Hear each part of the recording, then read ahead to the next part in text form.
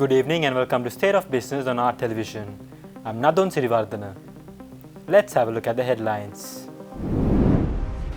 There's no option but to go on the current path, President Wickremesinghe says.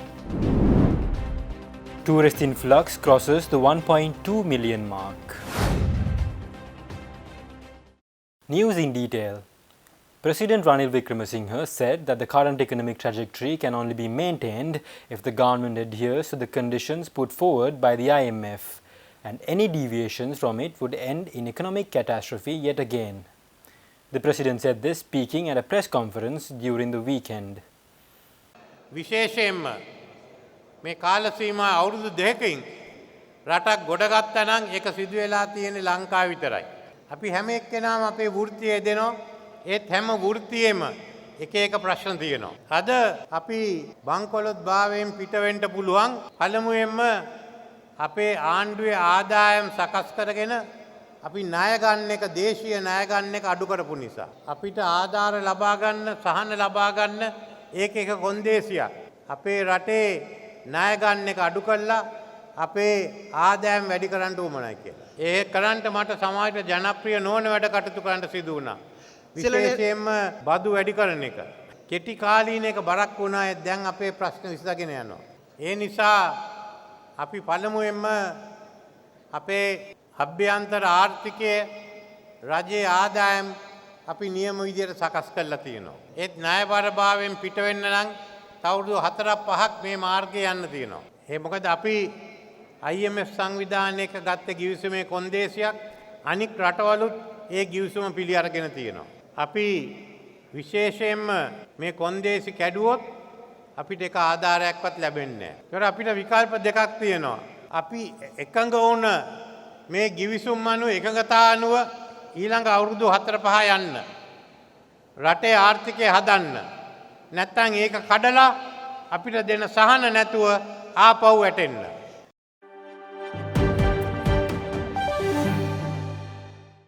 Sri Lanka's tourism industry has seen a significant influx of over 1.25 million visitors so far, according to the latest provisional data from the Sri Lanka Tourism Development Authority. However, the industry is still facing a 38% shortfall compared to the benchmark levels of 2018. The average expenditure per tourist per day from January to July 2024 was $181. Despite these positive figures, the SLTDA has fallen short of its projected arrival numbers and has missed monthly targets throughout the year. As part of its long-term strategy, Sri Lanka Tourism aims to attract 5 million visitors by 2030 with a focus on increasing the average spending per visitor to $4,000. This plan includes attracting 2.5 million high-end tourists who would spend over $500 per day. For 2024, Sri Lanka Tourism has set an ambitious target to attract 2.3 million tourists and generate over $4 billion in revenue.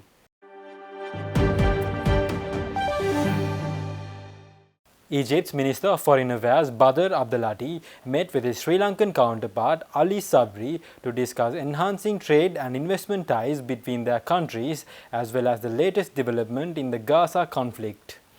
The meeting took place in Cairo last Saturday. The Egyptian Foreign Minister expressed his appreciation for the strengthened bilateral relations, particularly noting the successful political consultations held in Colombo in July 2023 at the Assistant Foreign Ministry's level. He also welcomed the relaunch of the Egyptian-Sri Lankan Parliamentary Friendship Association, which took place at the end of last year, and praised the significant investments made by Sri Lankan companies in Egypt's ready-made garment sector. Minister Ali Sabri committed to deepening cooperation with Egypt in economic and cultural exchanges and efforts to combat terrorism. Tourism was also a key topic of discussion, with both ministers exploring ways to increase tourism exchange by activating the joint Memorandum of Understanding signed in 2008. Abdelati offered Egypt's expertise in training Sri Lankan professionals in the tourism and archaeological sectors, aiming to further strengthen ties between the two nations. Stay tuned, we will return after this commercial break.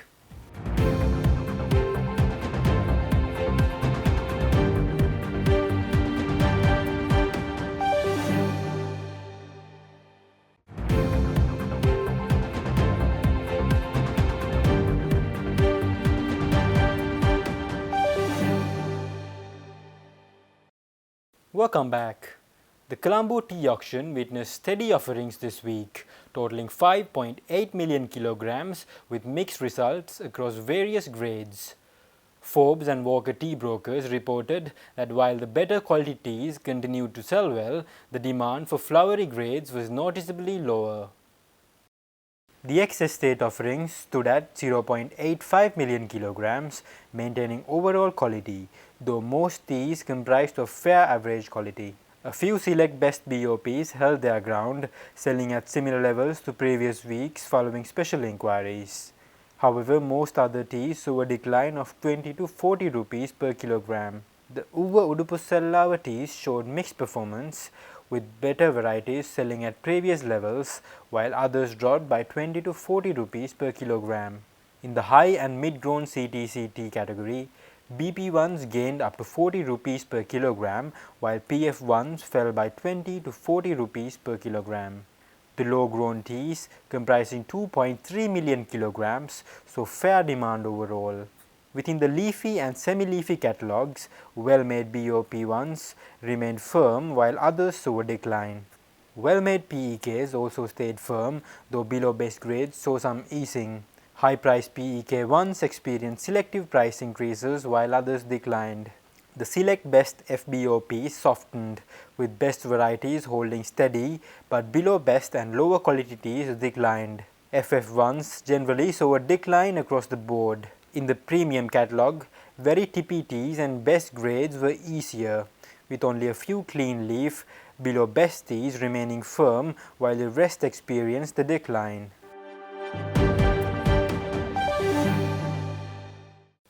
Sri Lanka's Financial Intelligence Unit has partnered with the Registrar General's Department to closely monitor trust and property registrations for potential illegal activities.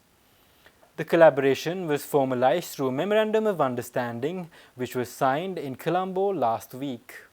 The MOU enables the FIU to access critical data from the Registrar General Department, enhancing its efforts to detect and combat money laundering, terrorist financing and related crimes. The MOU was signed by Registrar General WRANS Vijayasinghe and FIU Director Dr. Subani Kirtiratna in the presence of Central Bank Governor Dr. P. Nandalal Veerasinghe. This MOU will facilitate the sharing of information between the Registrar General's Department and the FIU, crucial for the prevention, detection and prosecution of these crimes. With this new partnership, the FIU has now entered into 15 MOUs with domestic government agencies including the Sri Lanka Customs, Sri Lanka Police and the Inland Revenue Department to bolster the country's AML/CFT framework. The FIU has also established 45 MOUs with foreign counterparts, emphasizing its commitment to combating financial crimes on both a national and international level.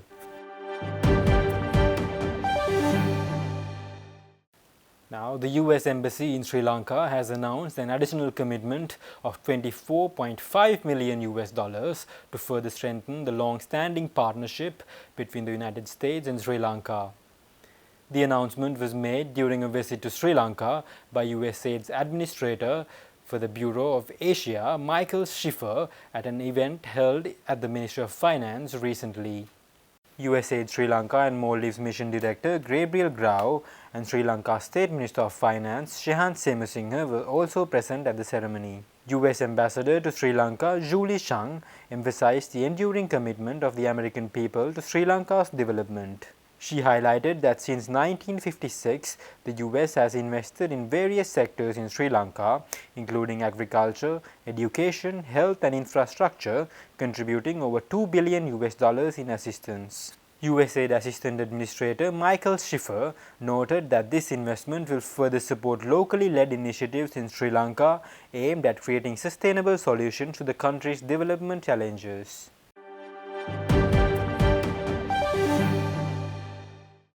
Stay tuned for the stock update.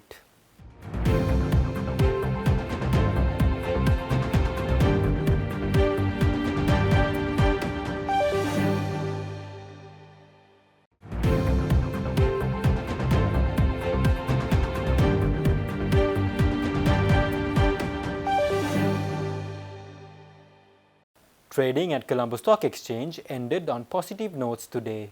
The all share price index gained 9.26 points to close at 11,312.48, and the S&P SL20 gained 8.91 points to close at 3,233.87.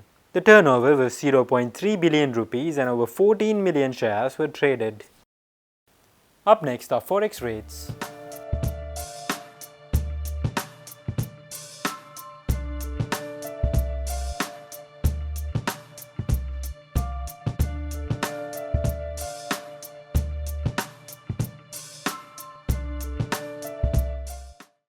That's all our news for today. For this and more, subscribe to our channel on YouTube and follow us on Facebook. Take care and good night.